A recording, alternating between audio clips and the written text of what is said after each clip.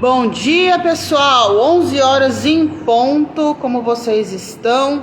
Muito bom dia, pessoal do Facebook, bom dia, pessoal do Instagram. Hoje nós vamos ter mais uma live da nossa jornada, vamos dizer assim, que fala sobre autoconhecimento e religiosidade. Sejam muito bem-vindos. Lembrando que essa série, ela não é uma série para falar mal de pastores, nem para falar mal de igrejas, nem nada assim. Graças a Deus hoje eu mudei de cenário, porque eu já consigo andar um pouquinho. Peguei a minha muletinha e atravessei a rua e vim para casa do meu irmão, né? Porque aqui tá mais silêncio. Lá na casa da minha mãe tá uma bagunça. O pessoal tá lá fazendo uma barulheira. Então, você que tá aí... Depois desse vídeo ele sobe pro YouTube, tá? Ele vai ser editado e vai subir pro YouTube. Então, se você tá assistindo agora no YouTube, dá um like, se inscreve. Se você achar legal esse conteúdo, compartilha com alguém.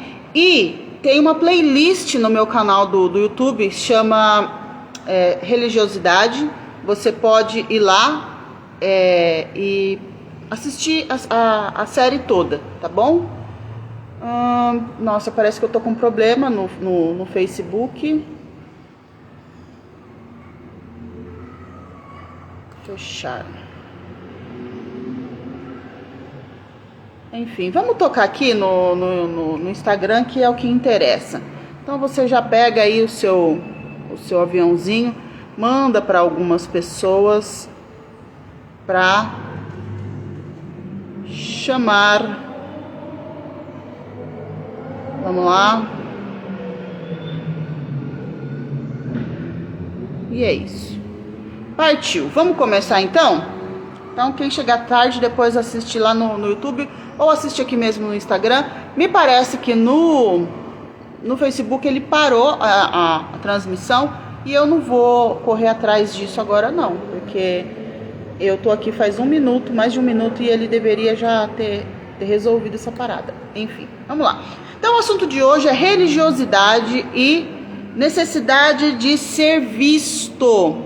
Depois, gente, isso daqui vai virar um material único com todas as nuances de religiosidade e sobre o autoconhecimento. E por que eu fiz esse paralelo do autoconhecimento com a religiosidade? Porque quando nós nos conhecemos, nós conhecemos o Criador também, porque nós somos imagem e semelhança do Criador.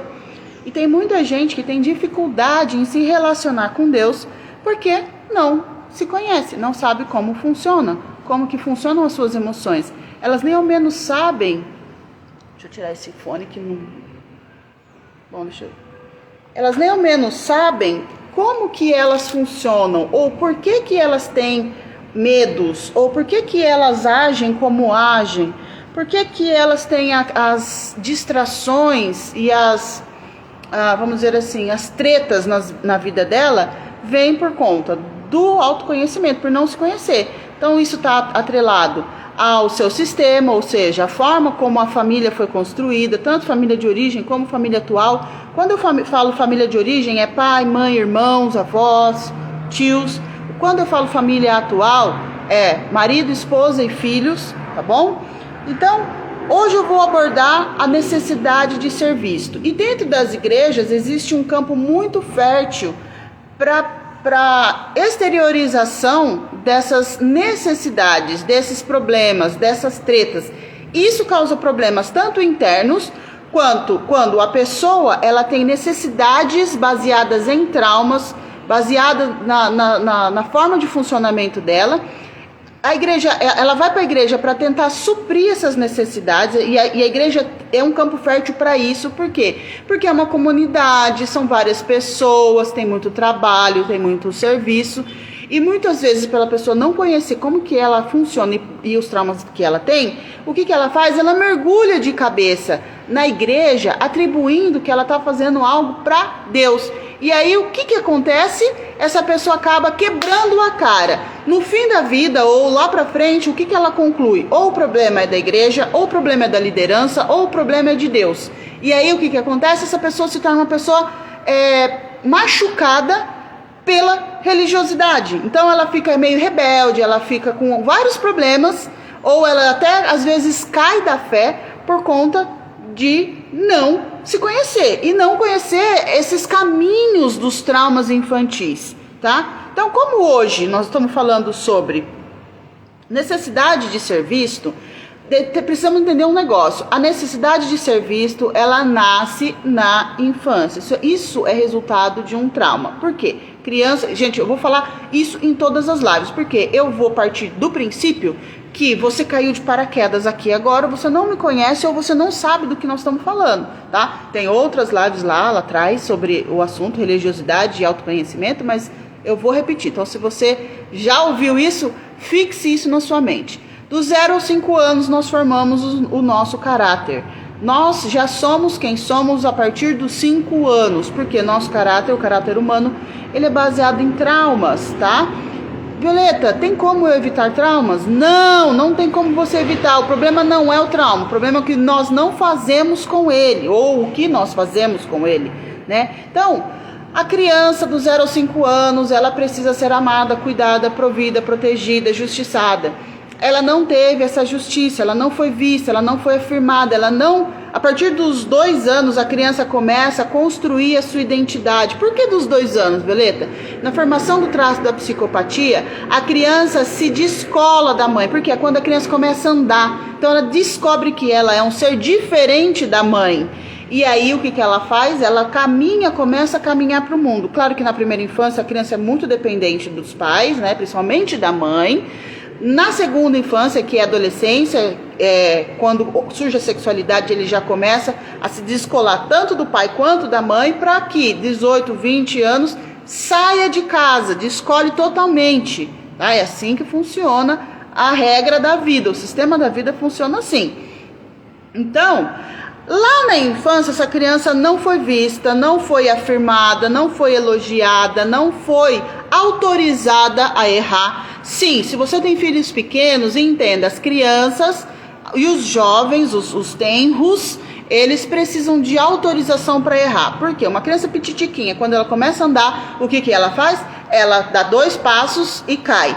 Levanta, dá 3 passos e cai. Levanta, então ela está errando o tempo todo. Você que é barbado, que tem pelo nas partes íntimas, também erra todos os dias. Só que alguém lá no passado já falou pra você que você não podia errar, que você não pode pecar, que você não pode decepcionar o papai e a mamãe, e agora o papai e a mamãe não está perto de você. Adivinha o que você faz? Você já não precisa mais do papai e da mamãe, porque você aprendeu a se autotraumatizar. Então, se eu errei, o que eu faço? Eu me condeno, eu me julgo, eu me sinto um fracasso, a pior das criaturas do planeta. Por que isso? Você está com um trauma infantil, não se conhece, não sabe suas habilidades, não usa suas habilidades, e aí o que você faz? Você fica nessa roda de problemas internos e sentimentos de autocomiseração, tá? E por que a igreja é um lugar, é um campo fértil para a necessidade de ser visto?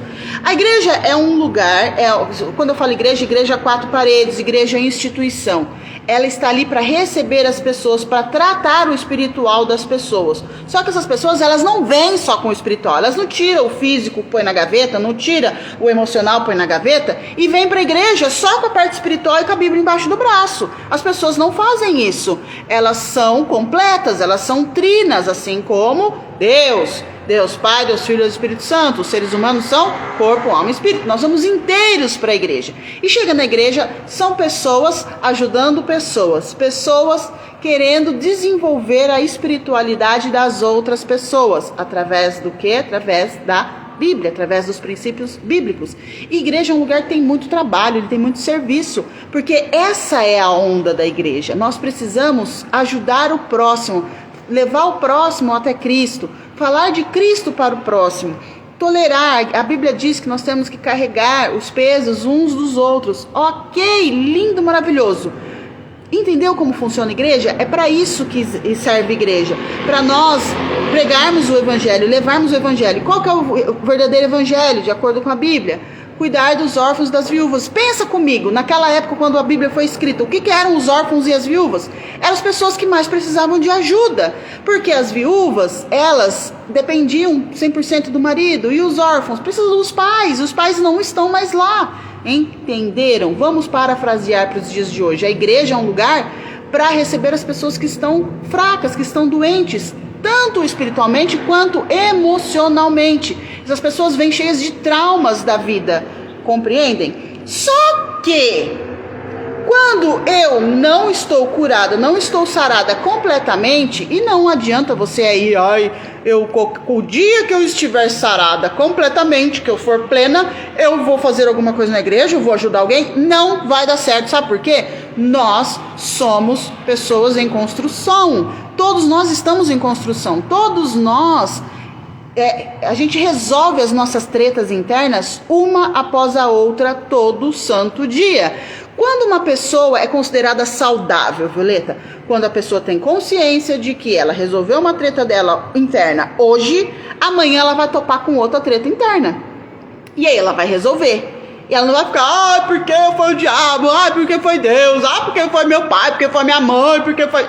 Ele não lamenta, ele resolve. Então, o ser humano que caminha para uma vida saudável, ele está resolvendo as tretas internas todos os dias. Beleza. Dentro da igreja nós temos cargos, nós temos necessidades, nós temos muito trabalho. E aí entra a necessidade de ser visto. E lá é um campo fértil. Por quê? Porque aí eu me faço de santo. Não precisa nem essa palavra, se me faço de santo. Eu torno uma pessoa melhor do que ontem. E aí o que eu faço? Agora eu posso ajudar a igreja. Perfeito, esse é o caminho, você está no caminho certo.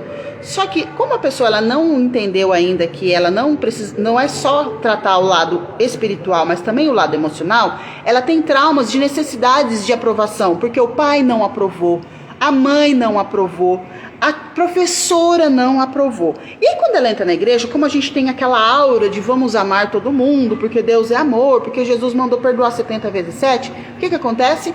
Às vezes, num primeiro momento, a liderança e as pessoas em volta, que fulano é tão legal, ele é tão prestativo. Olha aqui, toda necessidade de ser visto que essa pessoa não teve na infância, ela tem agora.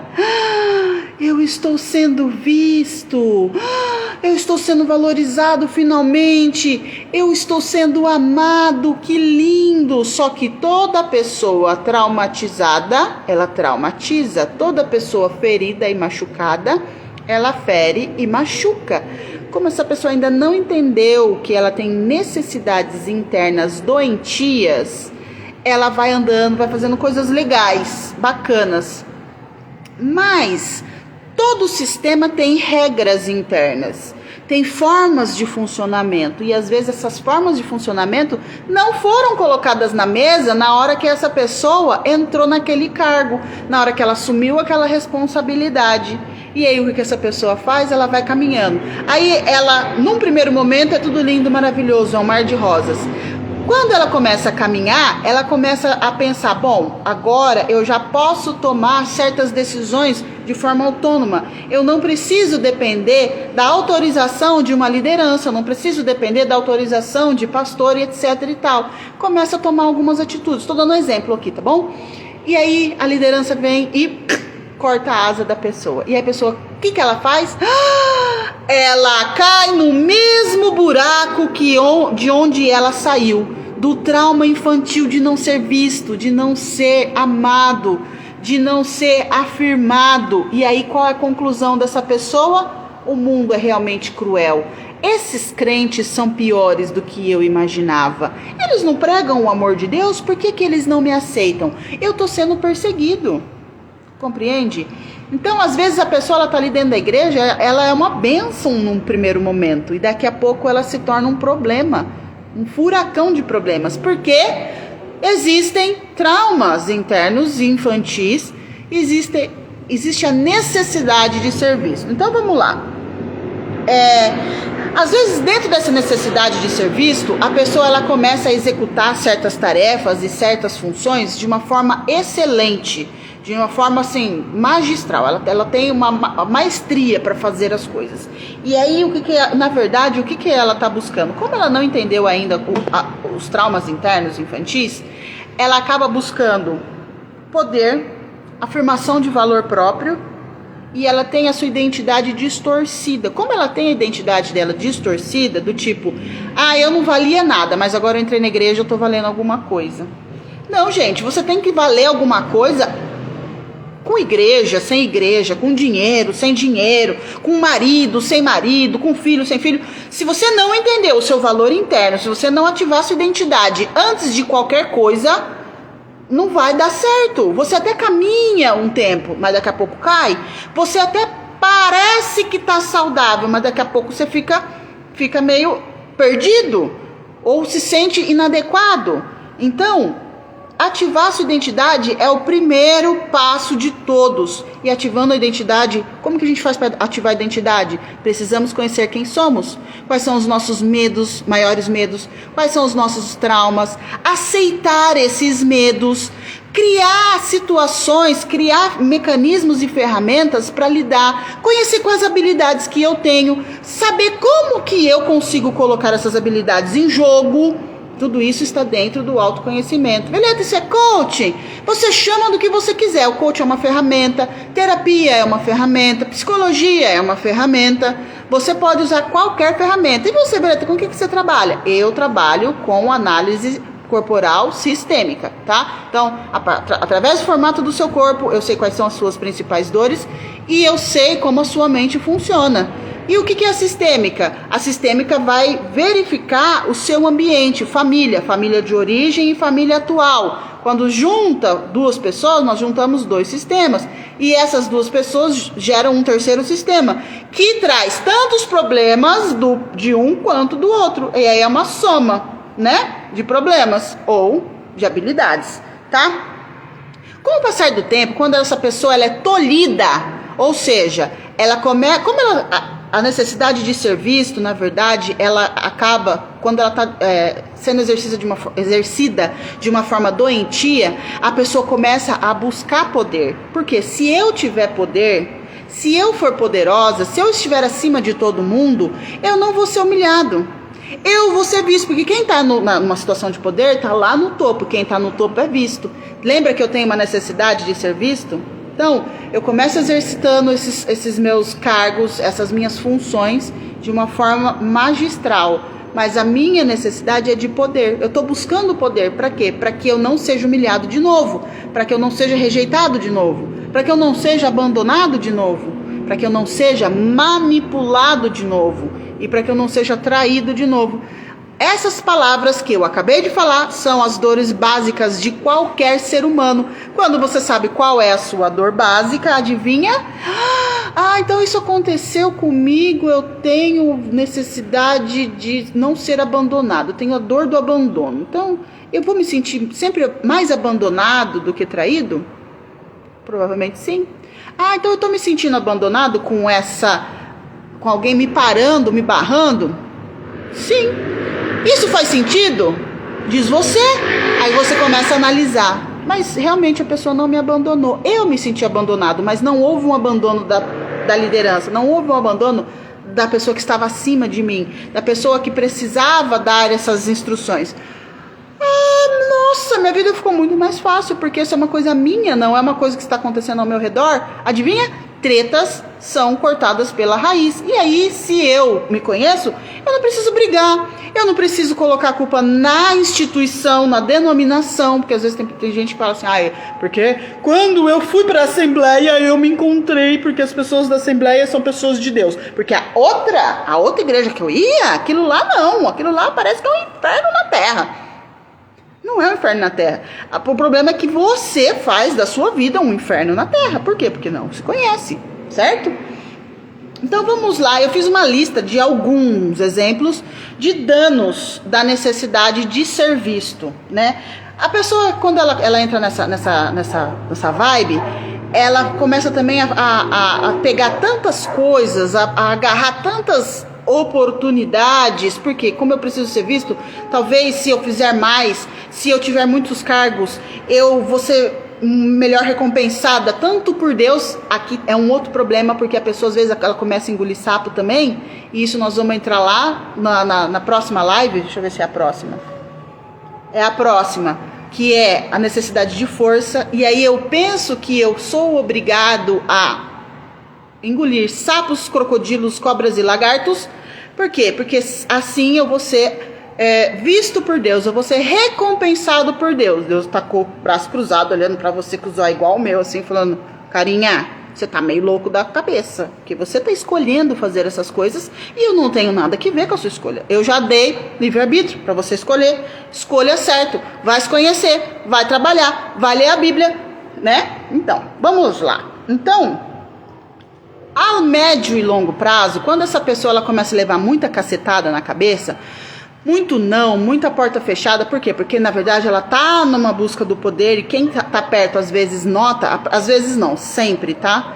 Porque quando a gente tá mergulhado na dor de um traço ou de vários, ou mergulhado na dor de um trauma, o que a gente faz? A gente fica cego, porque o objetivo é o poder, é a necessidade de ser visto. E aí as pessoas que estão em volta, elas percebem, só a gente que não percebe. É que nem furacão. Vocês já falaram a expressão: eu estou no olho do furacão? Por quê? Em volta o pau tá quebrando, mas no olho do furacão é quente, úmido e calmo. Não existe vento no olho do furacão. Então você tá no olho do furacão, ou seja, você tá naquela aparência de calmaria, mas mais hora menos hora, ali em volta tá quebrando o pau. É assim que funciona. E aí a pessoa ela começa a levar tanta cacetada que ela fica com uma sensação, ela tem a sensação de estar fazendo a vontade de Deus e não estar sendo recompensado. Aí vem aquela frase célebre dos crentes: ah, mas o que o homem não viu, Deus vai ver. Eu não preciso ser recompensado pelo homem, eu preciso ser recompensado por Deus. Só que você diz isso com a boca, e com o seu coração e com a sua mente você está adoecendo um dia após o outro. Por quê? Porque você tem um trauma, uma necessidade de ser visto. E essa igreja, ela está de novo, essa situação está de novo colocando você no seu trauma infantil. Você é aquela criança de 2, de 3, de 4, de 5, de 8 anos que não teve a afirmação do pai e da mãe. E agora você está de novo na mesma situação. Então por fora você fala: não, eu aceito isso porque eu sou de Deus. Só que o seu coração está dilacerado, a sua cabeça está um caos. E aí de repente o neguinho cai em depressão. Você fala assim: nossa, mas era tão de Deus, essa pessoa era tão de Jesus, essa pessoa era tão crente, por que ela tem depressão? Isso é demônio. Não é demônio, isso é trauma não tratado. Amo motoqueiros, Deus os abençoe. Enfim. E às vezes essa pessoa ela tem uma sensação de rejeição, não só da liderança, mas uma rejeição de Deus também. Por quê? Será que... eu já sei por que eu tô assim. Porque eu fiz aquele pecado lá, Deus tá me punindo. Olha o nível. Porque quando a pessoa ela já não consegue ser vista nem pelo homem, e o homem não resolve, aí de repente Deus também não tira ela dessa situação. Já sei, Deus tá me punindo porque eu fiz algum pecado. E entra nessa paranoia. E aí uma pessoa que é cortada, tolhida várias vezes, qual a sensação que ela tem? Para que eu vou fazer? Para que eu vou melhorar? Deus não me tira dessa situação. E aí a pessoa começa a entrar numa paralisia. Por quê? Porque se eu fizer não vai dar em nada mesmo, né? Tudo que eu faço não dá certo. Vamos lá. Nem sempre ela é correspondida de acordo com as convicções internas. Ou seja, eu preciso ser visto, eu estou buscando poder, mas eu não sou correspondido. E aí dá uma sensação de cansaço. Volta para onde? Para o trauma infantil. A pessoa fica cansada, né? De tanto levar bala, de tanto levar não, de tanto levar toco. E aí... ela, depois do cansaço, ela vai para a rebeldia. Ou seja, já que não vai dar certo, já que eu sempre estou fazendo errado, já que ninguém nunca me valoriza, eu vou viver a vida do jeito que eu quero. E de repente até cai da fé, tá?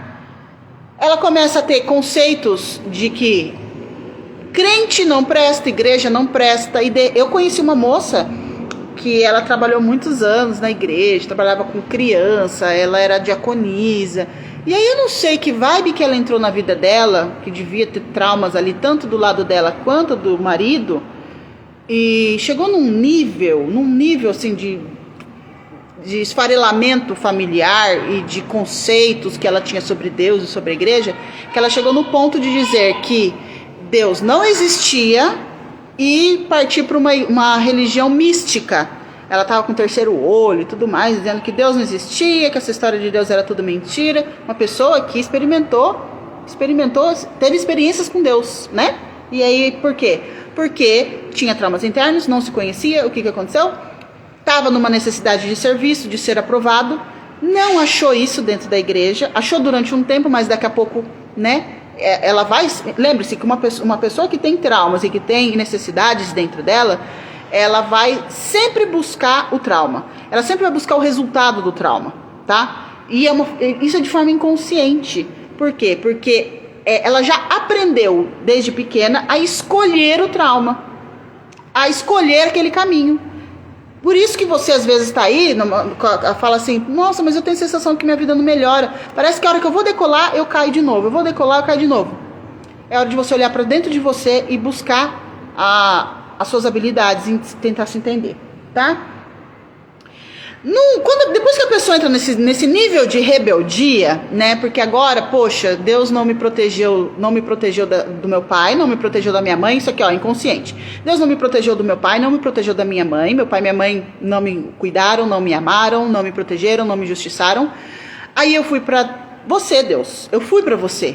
Eu fui pra sua casa, eu fui pra igreja. Adivinha o que aconteceu? As pessoas de lá não me protegeram, não me cuidaram, não me amaram, não me viram. Pelo contrário, elas me enganaram. Elas disseram para mim que no começo, inicialmente, eu tinha valor. Mas depois, elas fizeram coisas que só ressaltavam e enfatizavam a minha falta de valor.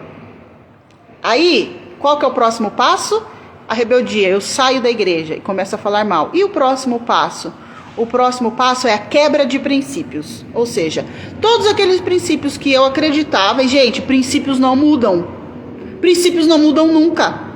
Você pode não estar na igreja, você pode nunca ter conhecido Deus, nunca ter lido a Bíblia, mas se você segue os princípios que estão na Bíblia, adivinha o que acontece? Você vai colher o fruto positivo dos princípios. Deus diz assim, ó, que a palavra dele é fiel. Quando ele fala, minha palavra é fiel, ou seja, ele é fiel a tudo que ele diz, independente se você é crente ou se você não é. Se você vai na igreja ou se você não vai.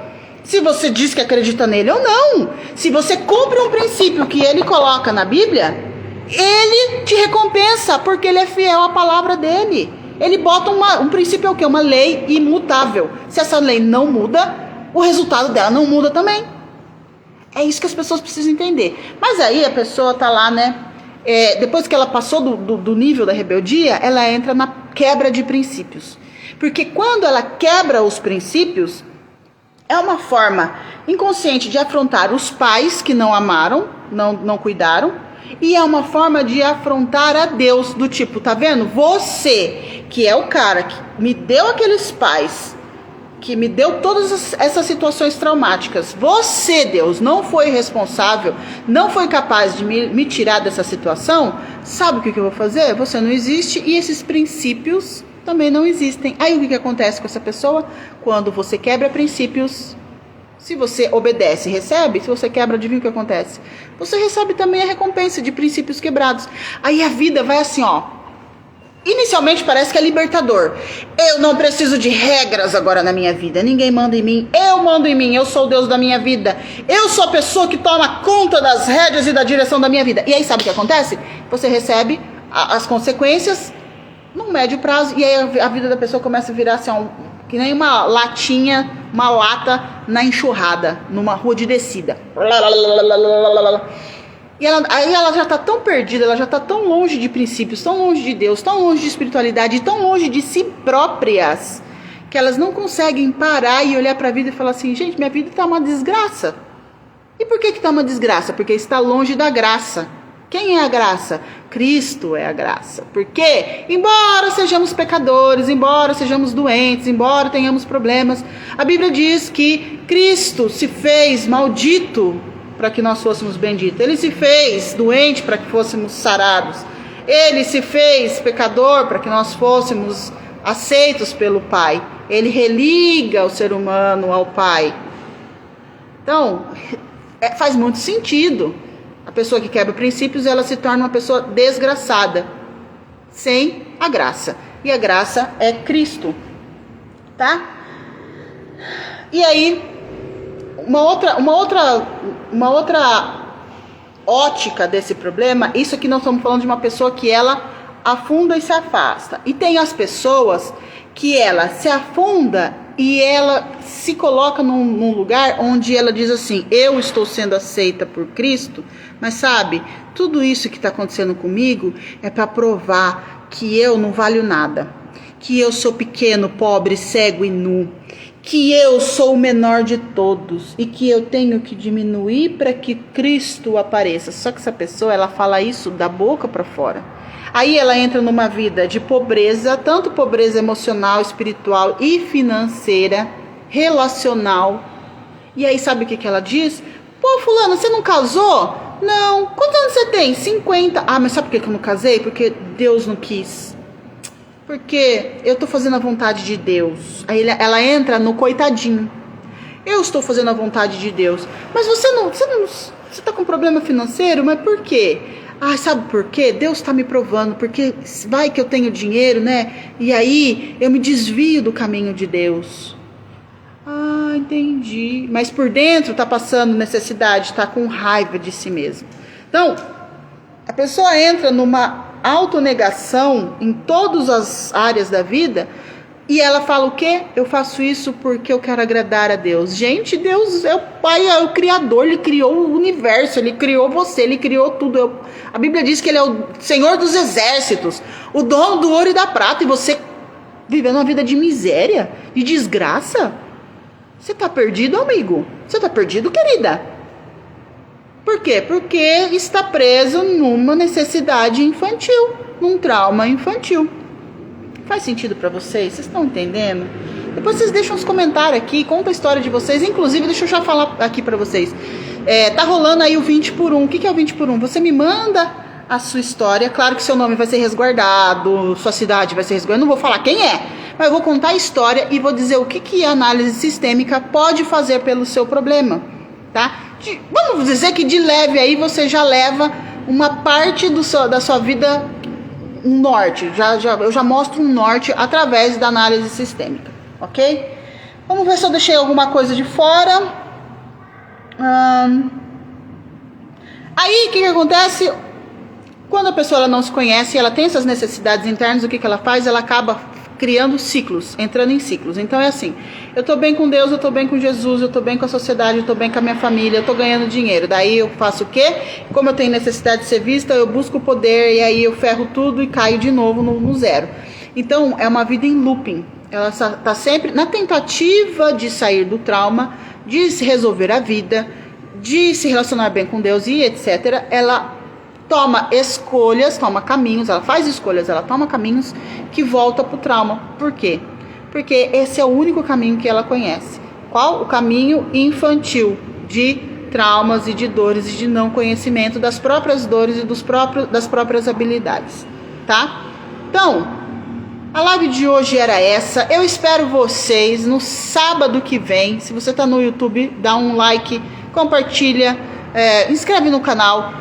Né? Não é o caso que eu estou com o pessoal do Instagram agora, mas eu espero vocês no próximo sábado, e eu já vou até adiantar para vocês o tema do próximo sábado. Então é autoconhecimento versus religiosidade, e nós vamos falar sobre a necessidade de força. É o arquétipo do herói.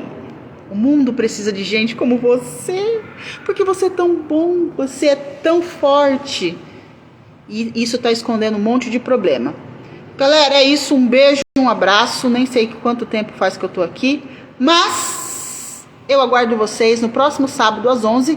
E na segunda-feira nós temos live sobre os traços. Essas lives vão durar mais ou menos até mais ou menos o meio de abril. Então é sempre assim, eu coloco lá no meu Insta, no feed, comparativo de 2 traços. E na segunda eu faço a live falando sobre como essa junção desses 2 traços funcionam, tá? Então, espero vocês, um beijo, um abraço, divirtam-se muito.